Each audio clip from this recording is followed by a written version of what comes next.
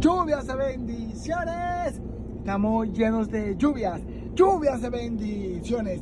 Este día tan hermoso, grande y poderoso, lleno de vida, lleno de amor, porque verdaderamente Dios está con nosotros. Julio 7 de 2026, martes de la 14ª semana del tiempo ordinario. Ven, Espíritu Santo, glorioso, poderoso, que estás vivo y me llevas a Jesús, porque me guías por caminos verdaderos para llegar a mi Padre Celestial, porque verdaderamente le da sentido a mi vida, como un señor que estaba dando un testimonio, que claramente dijo él, que le encontró sentido a su trabajo solamente era claramente organizar las cosas que faltaban en un colmado, y de ahí porque le encontró sentido, porque lo hacía sonriente, porque lo hacía con sentido, con amor, fue creciendo de tal manera que ahora tiene muchos negocios, porque le encontró sentido a lo que hacía. Ven, Espíritu Santo, danos sentido a lo que hacemos, porque pensamos que el trabajo que estamos haciendo, lo que estamos haciendo no vale, porque la paga que nos están pagando no vale. Mentira del demonio. Haz todo lo que tiene que hacer hoy, todo lo que Dios ha dispuesto hoy, con fidelidad, con amor, porque verdaderamente lo que vale es el carácter que le pongas a las cosas. Ven, Espíritu Santo, para reflexionar tu palabra, comenzando por Oseas capítulo 8, del versículo 4 al 7, del 11 al 13. Ha entronizado reyes sin contar conmigo, ha nombrado príncipes sin mi conocimiento. Con su plata y su oro se han fabricado ídolos para su perdición. Rechaza tu becerro, Samaria. Mi cólera está ardiendo contra ellos. ¿Hasta cuándo? ¿No podrán purificarse? Es obra de Israel, pues lo ha fabricado un artesano. Y eso no puede ser Dios.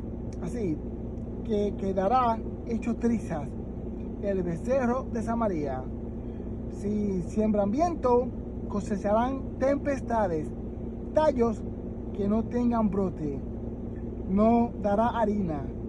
Y si la da, extranjero la devorarán. Efraín ha multiplicado los altares para pecar, pues solo para pecar le han servido los altares. Aunque le deje escritas las excelencias de mi ley, la consideran algo extraño. Ya pueden ofrecer, si quieren, sacrificios en mi honor y comer la carne. Ya ve, no los aceptas. Recordará sus culpas y castigará sus pecados. Habrán de volver a Egipto. Wow, es impresionante como nos habla Osea, porque esto es antes del destierro, y vemos como luego son desterrados. ¿Por qué? Porque no escucharon a Yahvé. Mira dónde está el error. El error comienza cuando ellos claramente comienzan a nombrar reyes y a nombrar príncipes sin el conocimiento de Dios. Y significa sin estar en los caminos de Dios. Significa sin ser el descendente, el que tenía que descender, sino que ellos mismos lo ponen. ¿Y a qué le llevan esos reyes? A adorar ídolos, a pensar que las obras hechas por sus manos son dioses. De tal manera que ahí entendemos que una obra hecha por nuestra mano, una escultura, un santo que está claramente en un retrato, no es Dios, a menos que yo crea que eso sea Dios, porque Dios lo está diciendo claro. Ellos creen que eso es Dios, y claramente le dice Dios le dice, lo que es fabricado por su mano no puede ser Dios. De tal manera que ellos cayeron en idolatría, pero el comienzo de su idolatría fue nombrar personas que no fueron nombradas por Dios. Por eso, mi hermano, cuidados si quien te está guiando son personas que no son nombradas por Dios, porque la única que sabemos, y sabemos de la historia y podemos buscar y señalar que están nombradas por Dios, son aquellos ministros que vienen por medio de la Iglesia Católica.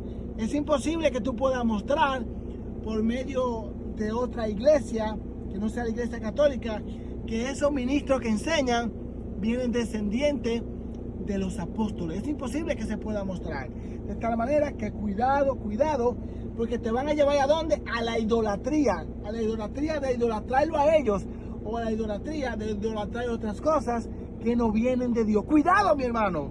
De tal manera que yo le dice, no van a cosechar harina, que significa que su alimento va a ser difícil. Y si pueden conseguir el alimento, van a venir otros y se lo van a devorar. ¿Por qué? Porque estás fuera de la bendición de Dios. Porque Dios ha nombrado su ley. Y su ley tiene que ser nombrada por aquella persona que Dios ha puesto. Para que claramente esa ley no sea claramente mal interpretada. Por eso le dice él, Efraín se ha multiplicado en sus pecados, porque ha multiplicado sus altares, de tal manera que su culpa lo llevará ¿a dónde? A Egipto de nuevo. Por eso tenemos que pasar por Egipto de nuevo. Ese Egipto que pasaron los israelitas, tenemos que pasarlo nosotros de nuevo. ¿Por qué? Porque estamos en pecado, porque no queremos volver a Dios. Y eso es lo que significa en nuestro corazón vivir en Egipto, vivir en el pecado y no querer volver a Dios. Que Dios nos dé la gracia que necesitamos para volver a Dios, para vivir con Él, para sanar en Él. Que así sea. Dios nos bendice por medio de su precioso evangelio. Que está en Mateo capítulo 9, desde el versículo 32 hasta el versículo 38. Lo leemos en el nombre del Padre, del Hijo y del Espíritu Santo. Amén. Salían ellos todavía cuando le presentaron un mudo endemoniado, y tras expulsar al demonio, rompió a hablar el mudo. La gente, admirada, decía, jamás se vio cosa igual en Israel. Pero los fariseos comentaban, por el príncipe de los demonios, expulsa a los demonios. Jesús recorría todos los pueblos y aldeas, enseñando en sus sinagogas, proclamando la buena nueva del reino y sanando toda enfermedad y toda dolencia.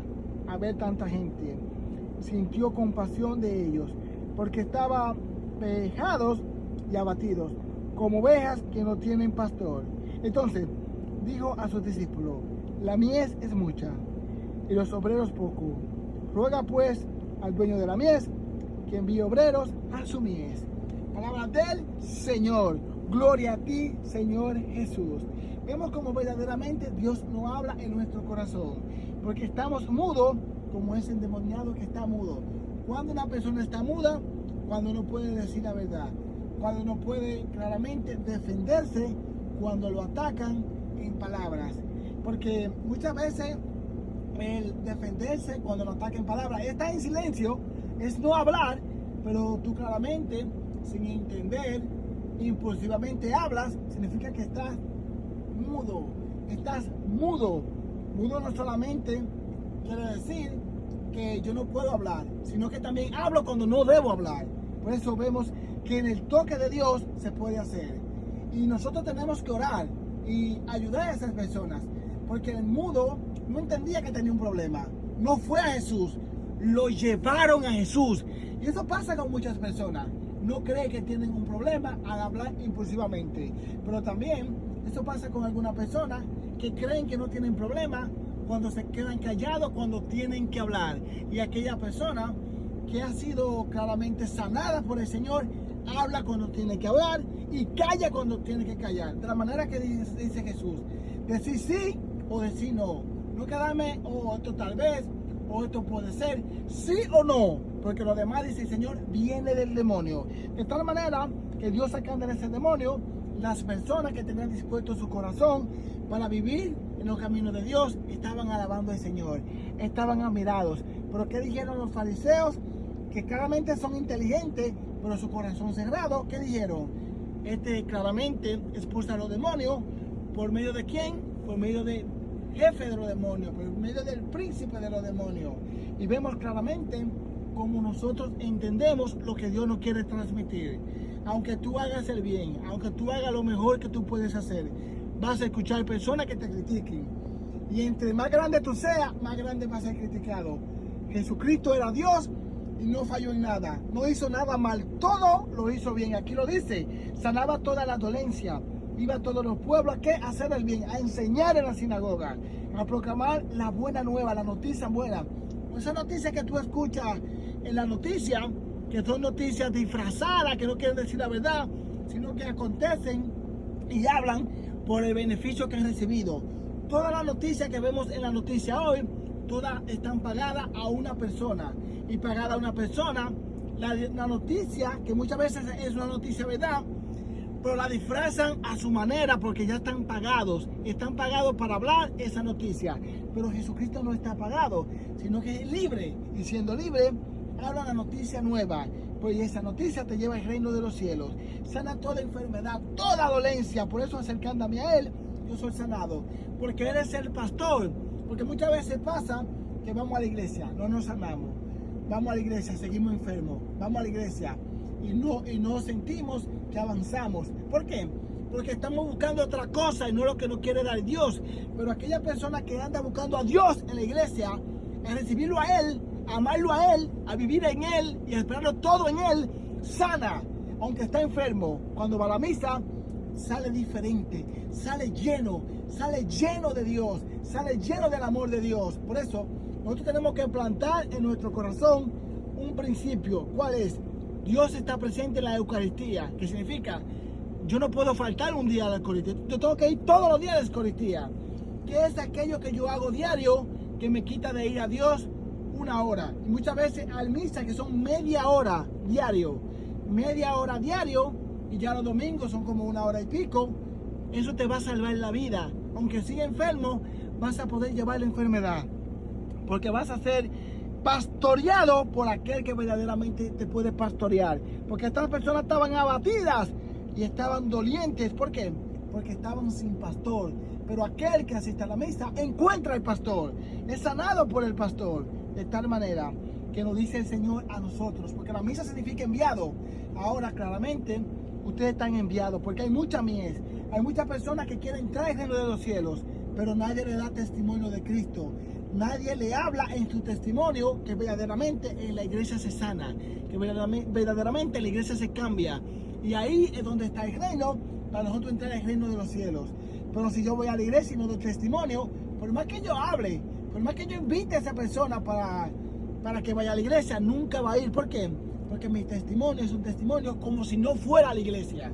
De tal manera que pedimos a Dios que nos sane y nos levante para seguir hacia adelante. Él es el pastor que nos quiere sanar y Él claramente nos ha dejado una iglesia para que sanemos. ¿Tú quieres sanar? Ve todos los días a la iglesia llamando al Espíritu Santo para vivir en los caminos de Dios. Lluvias de bendiciones.